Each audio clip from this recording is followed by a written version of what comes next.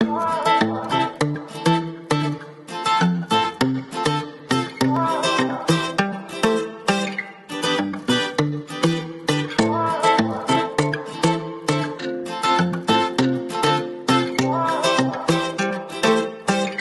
up in Africa, you probably are part of, whether as a nuclear family or extended family, but you're probably a part of a polygamous or no a polygamous family. My mom, for example, comes from a polygamous family, and then so it's something. In the order you will know one. The thing with this topic that I want to deal with today is when I started thinking about it, I realized that families haven't actually changed as much as I thought they had. For example, we've always had the nuclear family, we've had the step parents, step family, and we actually have already had the blended family without giving it a name. What I mean is, if your grandfather or your father married someone who already has children, he's got you, and then they have children. It's a blended family. That's what it's all about. Now, why have I chosen to do this? Because it's not a new thing. We've all sort of come to accept the fact that they are blended families. I was talking to a young lady the other day, and she said to me she had gone to visit her dad, and she was close to her half sisters and her half brothers. And the whole conversation was very odd to me because coming from where I am from, when you say you're going to a home where there's another woman, your father has another woman, and they have children, you have rules. You're not to eat. You're not to, if it's possible, not talk to them, not look the woman in the eye, blah, blah, blah.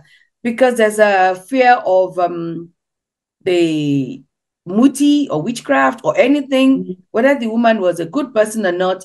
The first assumption, the default assumption is she's a bad woman. Whether your parents were divorced before she came onto the picture, it doesn't matter. She's the bad woman. So the way she spoke to me, she had a good relationship with her half siblings and even with their moms, which to me was very strange. It wasn't just the one woman. It was, a couple of women apart from my own mother. And I thought, this is interesting. Long story short, decided I would talk to a couple that I know who have if there's a modern one, a modern blended family. So today I'm going to be speaking to Johnny and Patronella Diederiks. And guys, see me? Yes. Yes, we can. Hello. Okay. Hello. Okay. Whoever is watching, please bear with us because they are in another country entirely. So we hope the video and the audio and the internet will agree with us with what we're about to do today. So hi guys again. For those who listen to my podcast or who watch my interviews, you will know that it's mostly unscripted. But today I've given permission to my guests. If I ask questions that are too close to home or for whatever reason they're uncomfortable, they're to say, nope, no comment. We'll go with no comment. We'll be politicians today. We don't feel like answering those questions. So I'm going to ask first, how did you guys meet? Okay, we've known each other since standard 2, which shows how old we are. We went to the same what standard? Yeah, the standards, not even the grades, not even the class, the standards. We were in the same standard 2 classroom. Okay. And I know back then Johnny was, throughout primary school and high school, I remember Johnny as I remember 2 Johnnies. The one Johnny was the guy who was always in trouble, always getting shouted at because he had his hands in his pockets, because he was whatever, because he was going to the principal's office and getting smacked with the slipper. And then he was ultra cool. I was independent. Yeah, I can see the looking in his eyes. What are you talking about? Okay. Mm-hmm. But he was always so cool. But then I was the girl. I've always been the girl who hung around with the boys throughout my life. In actual fact, later in life, I remember a male friend of mine telling me about a new girlfriend saying, I took her to see my mother. I've never taken a girl to see my mother. And I said, I just had tea with your mother last week. What are you talking about? And he looked at me as if I was strange. And then it clicked, oh, you're a girl. Yes, you Yes, don't but count. I know that kind of relationships. Yeah. Yes. Okay. So, and then the other Johnny that I knew was Johnny always, a couple of times, Johnny stood up for me. When I got in fights, Johnny would be the first one to get in there and separate. When I at one stage I had a stalker. You remember that guy? There's some stalker who started coming to our school and hassling me. And I remember the one day it ended when I saw him waiting at the school gate, and I turned around and I was just feeling miserable, thinking, how am I going to get home? And Johnny's like, what's wrong with you? And I told him. So he went and he told the guy, I don't want to see you here again. Leave her alone. Oh, wow. Okay. And then even when, things collapsed with my first marriage and went really, really badly. And, there were times I'd be fighting with my ex-husband for, maintenance money and this, and we don't have food and whatever. Johnny would step up and he would help me. Oh, so you didn't date when you were in school? It was just your friend? Firmly in the friend zone. Oh, okay. Firmly in the friend zone. In actual fact, I was in the friend zone, and then I went beyond the friend zone, and I was in the little sister zone because because then I started hanging out. At one stage, I started hanging out with his mother and spending all this time at his house because he had the cool, sexy mom. He's still no, she's the cool, sexy grandma. But okay. But she looks like she's my age. She's Styles. Styles is in a league of her own. So a whole group of us would arrive at the house and hi Johnny, and then go and talk to the mom and hang out with his mom. So yeah, then I was in the family zone, and then I think life happened. We had a fight somewhere along the line because of his son, actually. Okay. His son, how old was Stu then? He was in his 20s. He was like mid-20s, somewhere 24.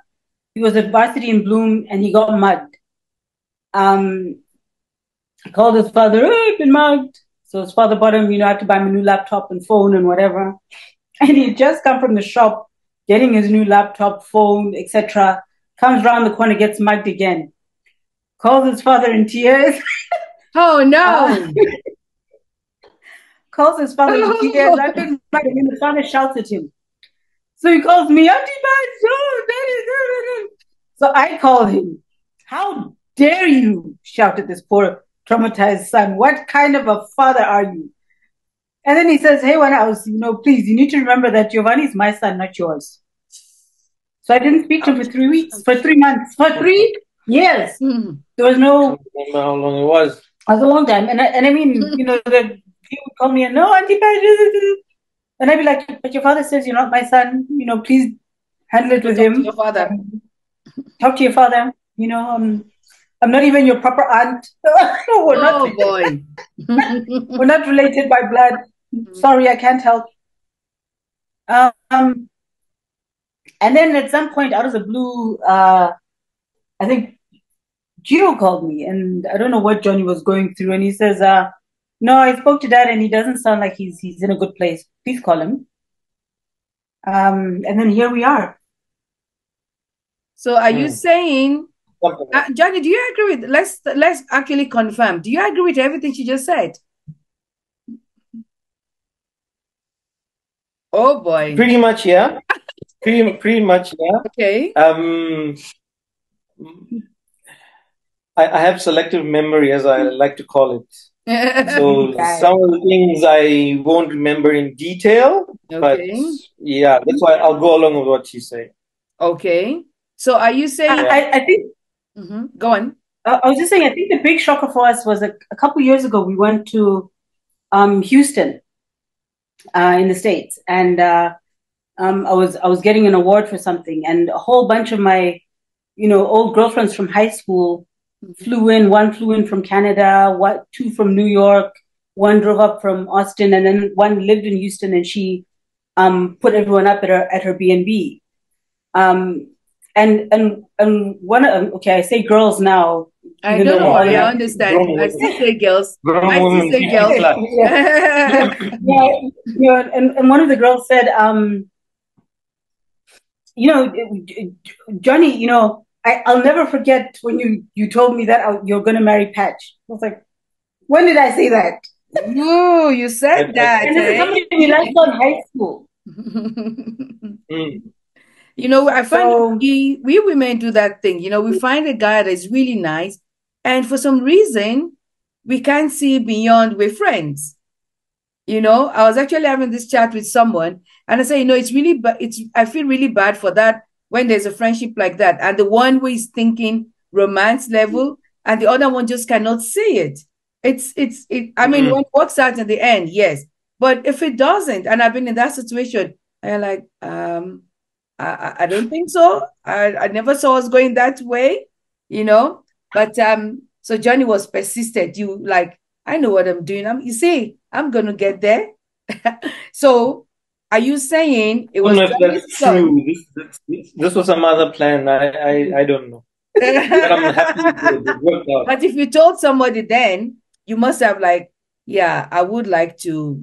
I like this girl. I like this girl enough, to spend my life with.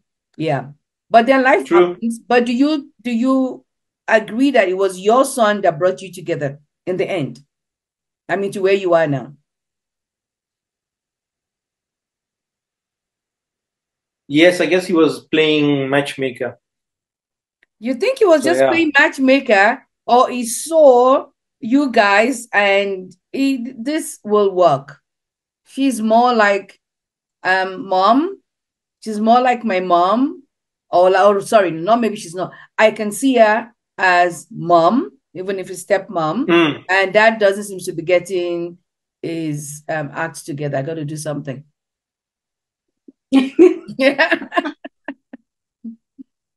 Ooh, this thinking. It's interesting, but yeah, no, either way, I'm happy with it. You're happy with it. You're happy with it. Okay. So how long have you guys been married now?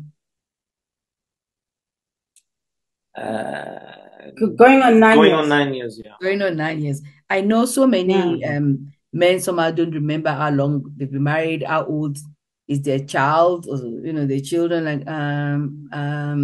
How old are you again? Okay, 9 years. Oh wow. So we know how you came together, and then my little fun came how many years after you've been married? Did you no, that was a quick one. That was a quick one. Okay. So he's how old? Yeah, that was a quick one. He's 8 now. He's 8 now. He's 8 now. Okay. Now, how did the other kids feel about it? I mean, so your son already wanted you guys together, but you've got 2 children, Patronella, from your your other marriage. From my previous how did they feel about it?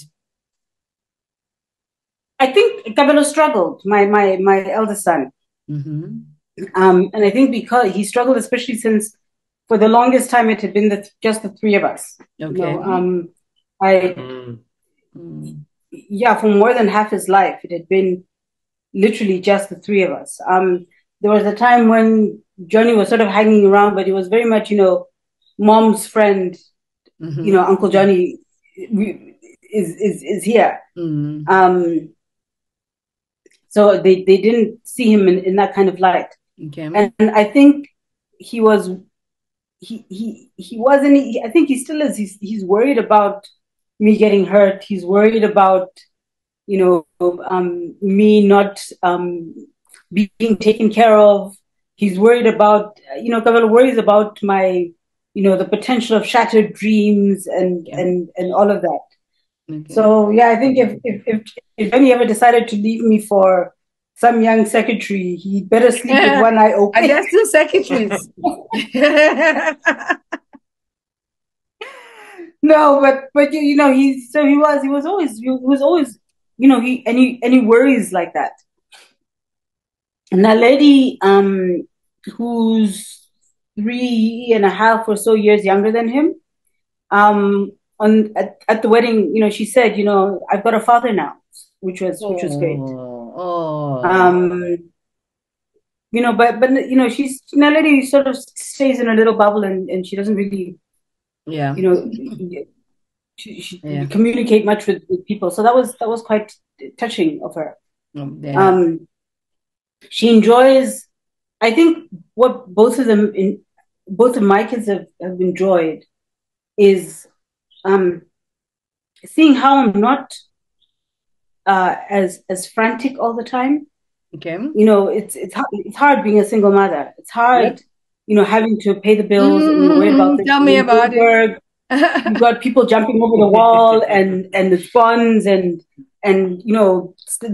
getting people to soccer practice and all of those things. And I think the one thing they can't fault Johnny on is that as soon as he came, a whole huge burden was lifted off my shoulders.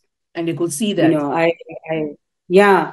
I've done everything from fighting rats and bats flying around the room to Laupe guys who jumped over the wall and chasing them out, to changing light bulbs. Now you've been superwoman. And it's exhausting. 24/7 handyman is around. Yeah. Oh boy, I do know what you're talking about. I remember my sister been around my house one day and I needed a light bulb change and I'm looking for, how tall I am, so I'm looking for something high enough to get to it. And she said, you know how to? I'm like, yes. What do you mean I know how to? Can't you change a light bulb? And she was like, she doesn't know. She just calls her husband, like, you need to change the light bulb, you need to change the tire, that kind of thing. And if you've been a single mom, it doesn't come up. You just like, okay, this needs to be done. You get ahead and you just do what needs to be done. Yeah. One of the questions I had down the line, I'm gonna have to move my questions around, was, but having had a bad marriage, didn't you have any, how did you, let yourself, okay, I'm gonna get married again? How did you cope with that? How did you get to that feeling? Because I know that's probably what your son was worried about. That, it's been hard for my mom with my dad, and that was his own father. Now another guy is coming in. How did you personally, should I say, reconcile yourself to the fact that, okay, I'm going to marry someone else? How did you get there?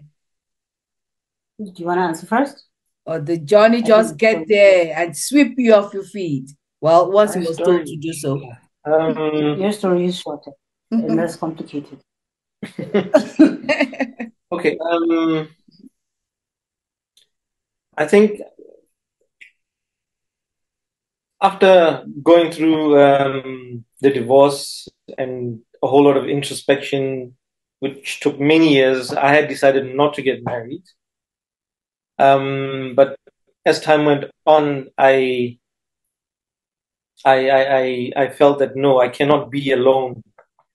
Not that I was alone as such. I had family around and the like, but I wanted to have my own family. Yeah.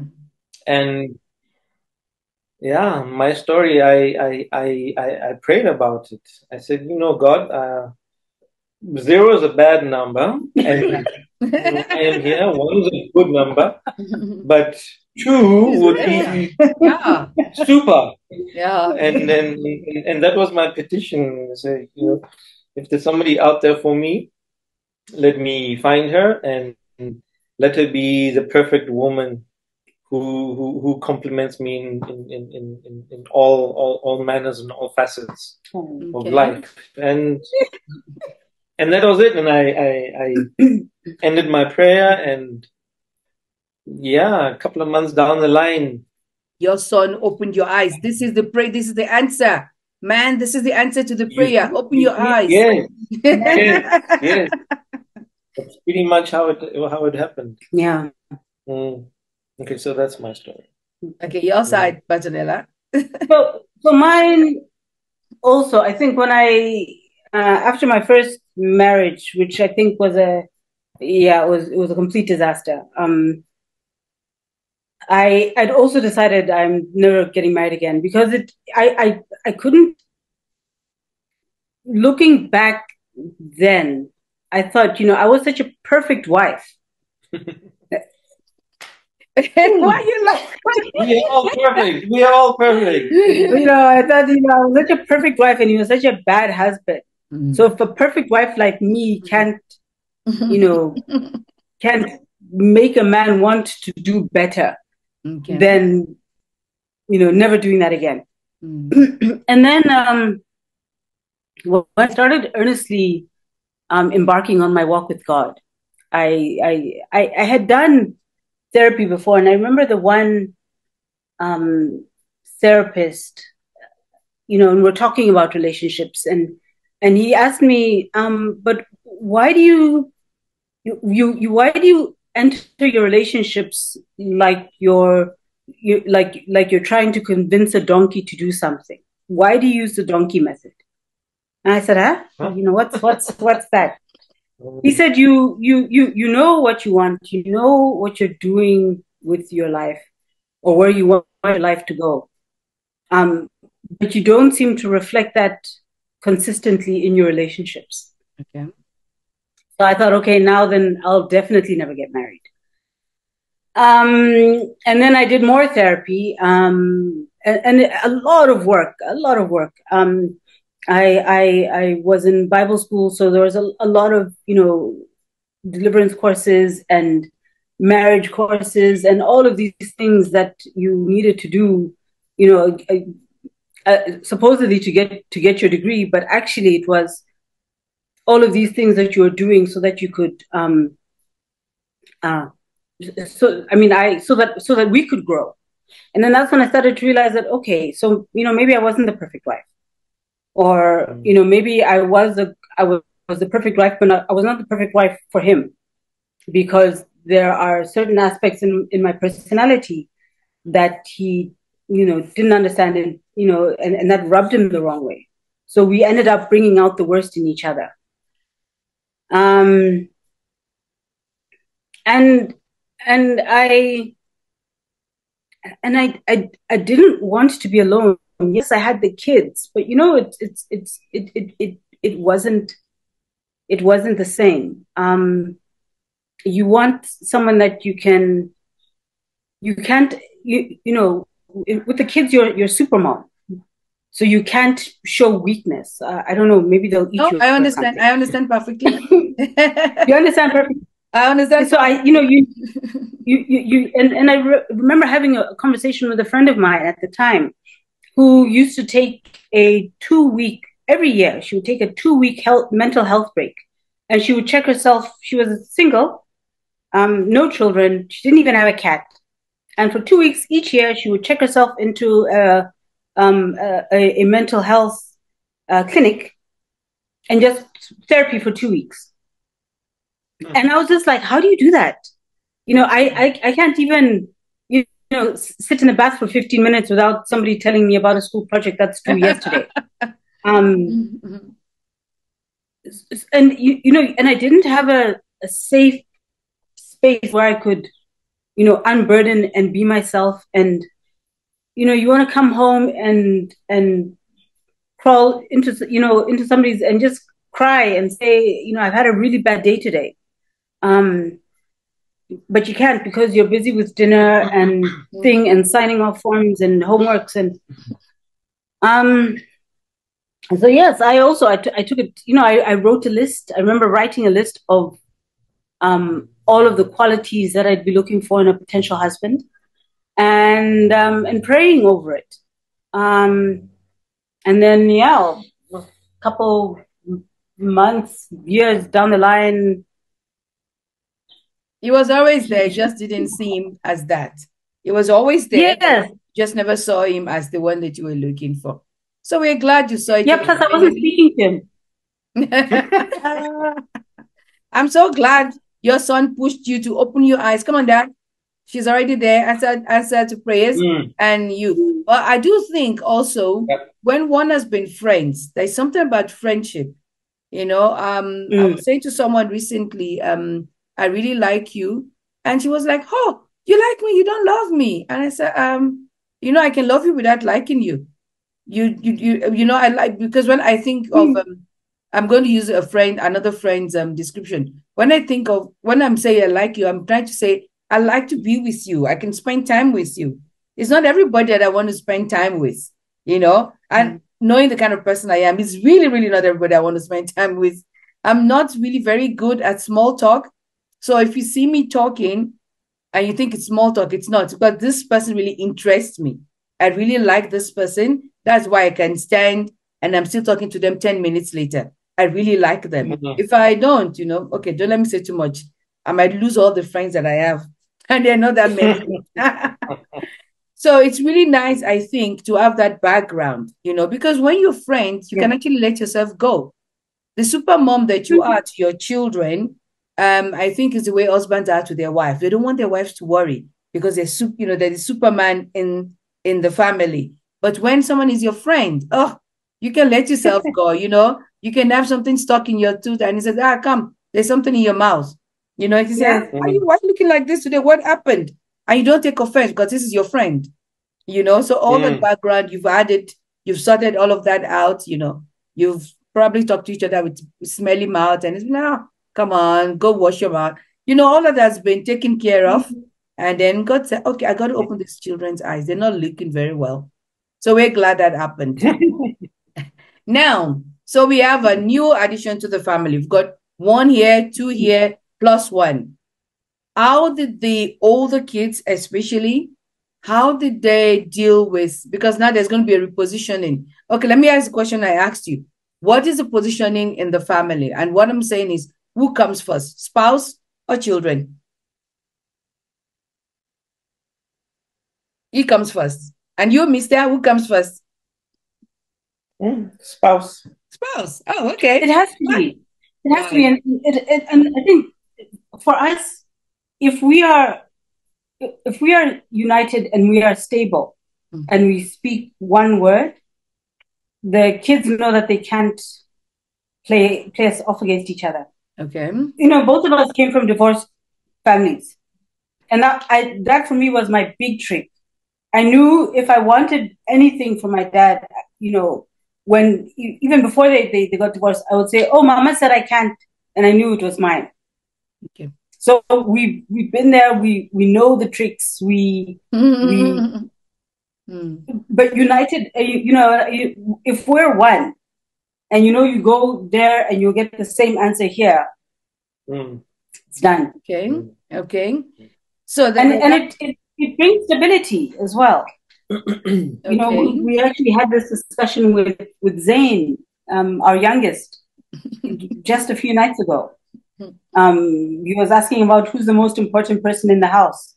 And we said, no, our marriage is more important than you. And he didn't take that well. No, I can imagine. I can imagine you wouldn't have taken that well. So how do they all accept it? Because then there's a repositioning. The kids who are number 1 before are not number 1 now. They're like number 1A or 1B. How did they take that? Giovanni already wasn't living at home. He was. That's the thing. They were living. Yeah, Giovanni's working, staying in Kimberley. So that wasn't an issue as such. Okay. You'd come home to visit. Come and visit and be with the kids and be with the youngest. But so that wasn't an issue as such. He was the cool big brother who would come with the car, take people on driving lessons, go and buy them pizza, the nice cool things. Okay. Come with gifts. Okay. And then he's the gone. Other side? And then Cabello took it hard. He took it really hard. And for me, it was saying, from where I was, it was already he's finishing school. He's talking about leaving home. So if I'm going to listen to him on a decision that's going to affect our lives for the next maybe 1 year, where will I be? It didn't make sense. So yeah, I told him that, you've got a decision to make. I'm moving ahead, and Johnny and I are getting married, and we love you. You'll always be our son, whatever decision you make. But maybe you do need to move out and find yourself. So he did. He moved out and he moved in with his dad. And I think it was good for him, because I think both of my kids, my older kids, have been very protected. They'd lived very sheltered lives. They've gone to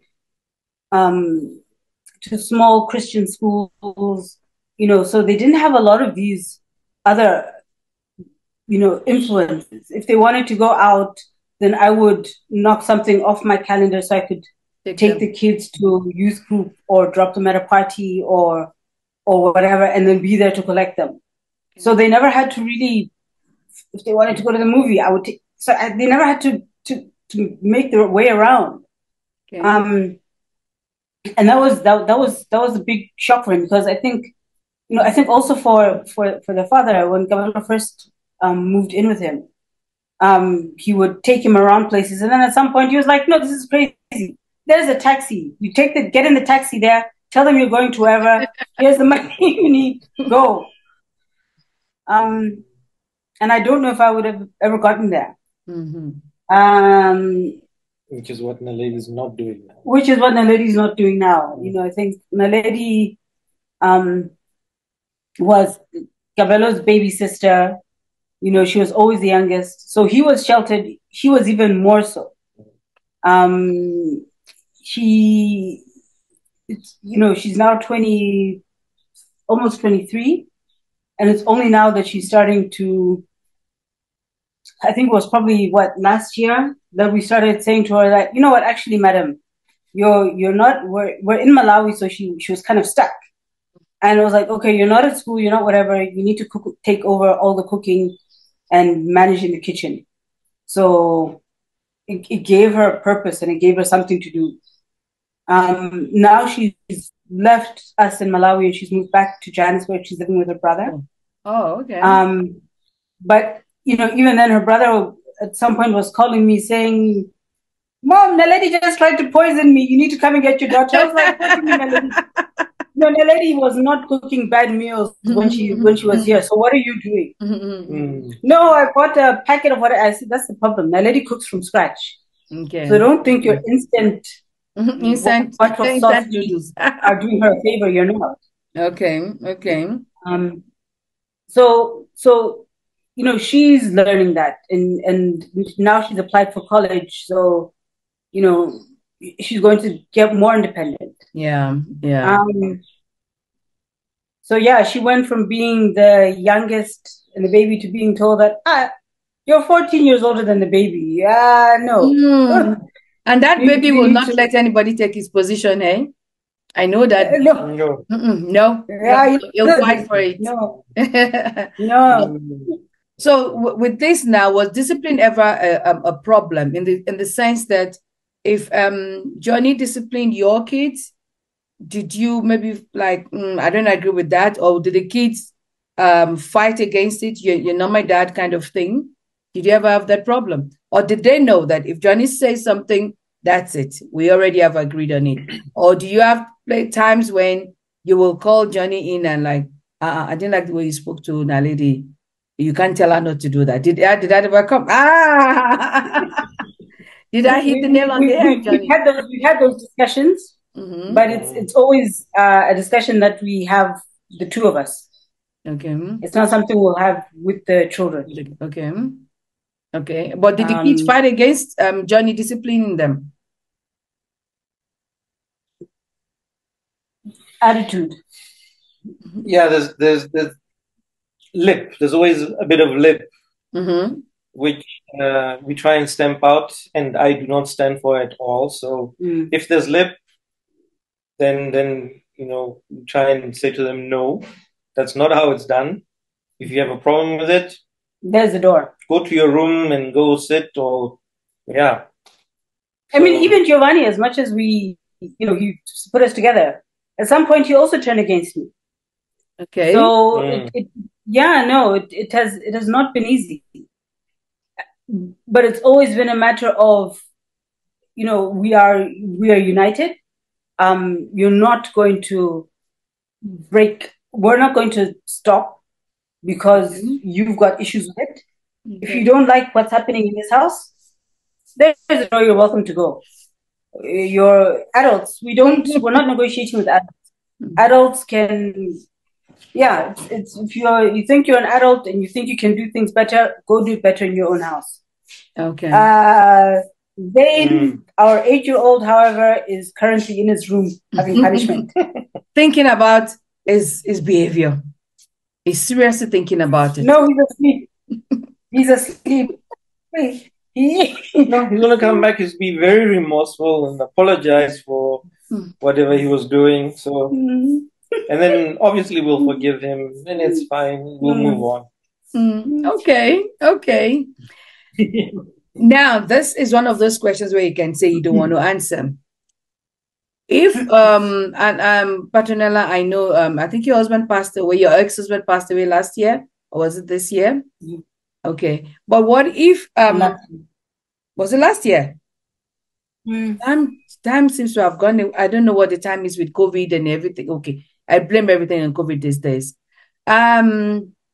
If one of your kids had gone, or no, if an ex didn't agree, did you ever have that situation, where an ex is co-parenting with you, even though the kids are living in your house, but then someone else is saying, no, this is not how it should be done? Did you ever have a situation like that?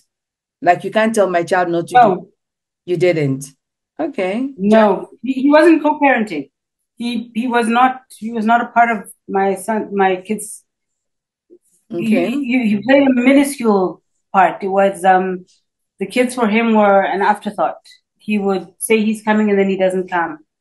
He would. So how did your son go and live with him? How did he make that decision? I would go and live I know kids do that. I know kids do that. Okay, I'm going to my mommy. Okay, I'm going to my mommy. No, they spent Christmas. Just Christmas, yeah. He'd gone for Christmas. Okay. But this is the McDonald's dad thing. So I've got the kids for 2 weeks. I'm gonna splash money and live a nice life. Yeah. So the then Disney dad, yes, I read about that. The Disney dad. So it was a fun dad. Okay. And Johnny, did you have that problem?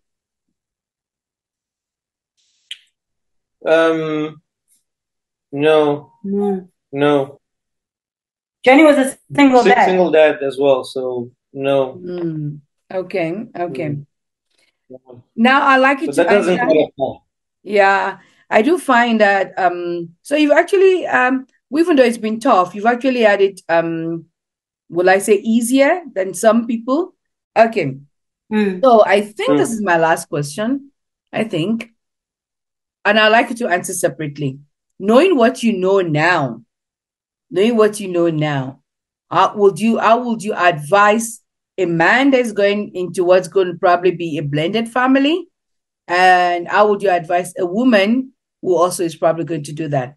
And I'm asking this because, I really would like to know, because, I mean, all of this you're saying, if my mother heard it, I don't know what she would say about this blended and everybody happy together, living together family. Because from our generation, it's not like that. I mean, I would not even be advised to, I would be told, not even advised, I'll be told, you do not eat when you go to that house. Do you hear me? You are full. Doesn't matter if you're starving, you're full. You don't eat anything prepared by that woman. And you're probably supposed to take notes. What did your father do? How did she behave? What did she say to you? You have to come back with a verbatim report of what happened when you were there. But to actually be living there when your mother is alive, and you cannot even say, I like the woman. You like the woman. I gave birth to you. They will tell you the whole story of how they carried you for 9 months. If possible, the conception, you will hear about it. So all this, I mean, I know it because I live, it's all around me. but it's still a little bit to digest, on how the ins and outs. So I would like to know how you would advise someone. I'm asking again because there are women, and I find this really, really bad on the side of the women. I'm using bad in a very, I don't want to use any really bad word, so I'm using bad again. But I think when you know that this is the kind of family you're going to go into, you need to be of a certain mind frame, and you have to have decided something amongst yourself. I'll use an example. There was something I saw on YouTube. This woman, and it didn't really matter what color, though she was white, but I know women would do this. She's taken a photo, was a Christmas photo, and the stepson was in the photo with them, even though he lived with them. And she was asking for help of, can anyone please help me get this boy out of the picture, And I thought, yes, she said, can you help me remove him from the photo? Not that I don't love him, but it's our Christmas, and I just wanted one with my children and my husband. Of course, she got a lot of flack for it. How would you advise a woman or a man who is going into a marriage that is likely to be blended? Do you want to answer first? I He's thinking about it. I think for me, it's quite simple. You need to make that decision. That's one of the times when you actually need to put love and your feelings for your partner aside, and be practical about it. Are you going to love this person's other children like you love your own? Mm-hmm. And when I say that, I mean, are you going to have instances where, I mean, for me, that was a no-brainer. The child is a child in the household. Family, yeah. It's either you're a part of this family and you're here and we're all together, or you're not a part of this family, in which case you can go and do whatever it is you want to do. Mm-hmm. So even Giovanni, I mean, now he's 36, 34. He's in his early 30s somewhere. Early 30s. But he understands that when he is in this house, he is a child in this house for all intents and purposes. Mm-hmm. Okay. Understands that when he's in this house, he is a child in this house. And this is the thing. We are paying for the lights, the roof over the head. Mm-hmm. We buy the food. We're paying for the holiday. We're buying petrol. You are a child. When you're here, you are a child in this house. Okay. I don't care that you're 26 and that you've got your own life forever. Yeah, that is nice. In your house, that is fine. Yeah. In this house, you are a child. Mm-hmm. And you must understand that when you come to this house. Yeah. And we will treat all our children the same. If I say ice creams, then everyone's getting an ice cream. It's not a matter of I'm having an ice cream because I'm older and Zayn can't have one because he's only 8. No, everyone's getting an ice cream. If we're going somewhere, we're all going together. If we're taking photos, fine, you don't want to be in the photo, fine. But otherwise, I'm taking photos of everyone. And we do that. I don't think there's any excuse. And I think for me, it comes from several places. My parents were divorced, as I said earlier. And I remember going to, and I was raised by a single father, but I would go to visit friends. And my best friend, I'll never forget, was this little Scottish girl, and she was an only child. But her mother would, but I think she also saw that, hey, this child being raised by a single father, she needs a little bit extra mothering. So her mother would buy whatever, 2 pairs of shorts, 1 pink, 1 green, 4 T-shirts in different colors. And she'd say, girls, I bought clothes go sort it out. So, we literally would just put all the clothes in a pile. And, if I was there, I would take clothes. When I was leaving, I'd be like, no, I'm taking the blue shorts and yellow shirt this time. And then I come back and I'll swap them for something else. At Christmas time, there'd be, presents for me, the exact same presents as for her. So there was no different. I mean, this woman was a saint. She did not differentiate between between me and her child. And this was somebody who, beyond this friendship with the child, she had no ties to my family. She would come with cakes on my brother's birthdays. She would, doing parent teacher meetings at the school. The teachers knew that Mrs. McGregor is going to come and see my teacher and say, and how's Patronella doing? Can I see her report? Okay. Because my father didn't do that. My father had no time for that. My father just, you better get those good grades. Those grades. You might be having words. So you had a good example of taking I had a perfect into your home. Okay. I had a perfect, and she wasn't the only one. Okay. I think that there were a lot of mothers. Mrs. Nussbaum, also our music teacher. Also, I was friends with her daughter, and these were mothers that when I was in their house, I was a child in that house. Mm-hmm. I've decided that some women are just mothers, not just because they've given birth to a child. They're just mothers. I grew up. My grandmother, we had aunties in the house that I was in my 20s before I realized they were not related to us. They were just saying a friend of my real auntie who somehow became part of the family.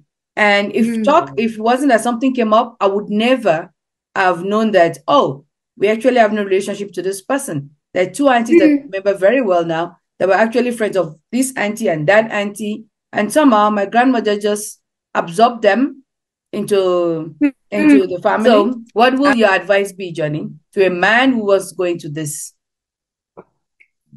Do your due diligence. Sorry to sound financial or whatever, but do your homework. Get to know who she is, who her family is, so that there's no surprises. For example, let's say you're dating this woman and you're all getting very close. You start talking about getting married, not knowing her background. Maybe she does have a child that you don't know about. Or the family said, no, don't reveal to him that you have a child or you've had a child before. He might decide, no, he doesn't want to marry you anymore, stuff like that. So just do your due diligence and satisfy yourself that you know her background, you know what you're getting into. So if he does have a child, how do you feel about it? Do you want to be a father to that other child, even if it's not your biological child? And are you prepared to do that? And if you're prepared to do that, then are you prepared to do the work that's going to get involved? Because you need to then learn how to be a parent. Parenting is very difficult. Zayn is still teaching me to be a parent. So they don't come with a manual. Those children, hey, they don't come with a manual. They don't come with a manual. They should have instructions stamped on the backside. But what you've just said now is very key, Johnny, because I find some men, they assume they've done all of this. They know the woman. It's very risky, actually, for a family to say, don't say you have children. I don't think I want to know that family. But say you know that she's got a child. But she's got a child and all of that. And I've read or I've even heard on radio someone saying, well, I'm paying for my kids to do ABC. These are kids, and once I hear that, I already like, but her kids also want to go swimming. Let me use swimming as an example. Why can't their father pay for his kids to go swimming? Because I think the assumption, I don't know, is, well, they've got their own dad who maybe pays child support or maybe doesn't pay. Like Patronella was saying, she used to fight for child support. But whether it pays child support or doesn't pay child support, I think if the kids are all in the same house, there may be... It's relevant. Shouldn't be. So how do you say, oh no, I want my child to go to, okay, so I'm using the extracurricular activity, but what if it has to do with a school? I want my child to go to a private school. Their father is paying for a public school. How do you handle that in the house? Do we all go, you go to your school and my children go to their school? Look, there's some very difficult situations. The one woman was saying that so she had two children. So she was a single mother. She had two children with different fathers. Yeah. The one's father paid for the child to go to, a private school, bought the child designer clothes, paid for medical aid and all of these things. And her argument was, but he can't do this because I can't afford to do it for my other child. Mm. For me, it was like, but then you're punishing the child whose father is doing his bit duty, yeah, because the other one is a deadbeat dad. Mm. Which isn't, unfortunately it isn't fair. Mm. And then these children will learn very quickly that life is not fair. But wouldn't that situation be different if they were not married? If the woman was a single mom and this is happening. But what if it's the married husband? Let's say she marries a guy and it's the married guy what if it's the married guy that cannot afford private school? The dad in the house cannot afford private school. Well, then he can't afford it. So then she needs Johnny's laughing. He needs to find a second job or something to make the make the bill. Otherwise, the other child must go and live with the father. It's simple, and it is it's. I think for me, it's difficult. It's difficult, but these are decisions that you have to make. You make these decisions on a case by case basis, but you can't make a child suffer because on your side you're failing. We have children. No one compels us to have children. We have the children. We decide to keep the children. So we need to do the best we can for and by these children. And if the other, the child's other parent on the other side manages to step up, why punish the child? Why block their access and their opportunities and whatever? Because you will find that when they get older, these things have a way of working themselves out. Woo, it's a lot, eh? You see, it's a lot. It's a lot. I think no family, actually, even nuclear families, no families are the same. And some will go for some will go for step families as well.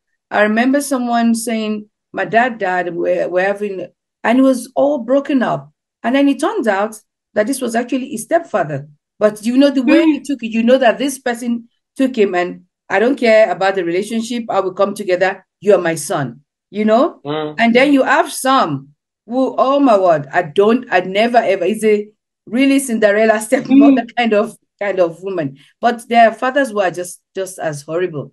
Their fathers were another discussion. Yeah. Thank you guys. Thank you so much, Johnny, for coming out of the comfort zone. No problem. You're welcome. Thank you both. Yeah. Thank you. All right. Take care. Bye-bye. Thank you. Bye-bye.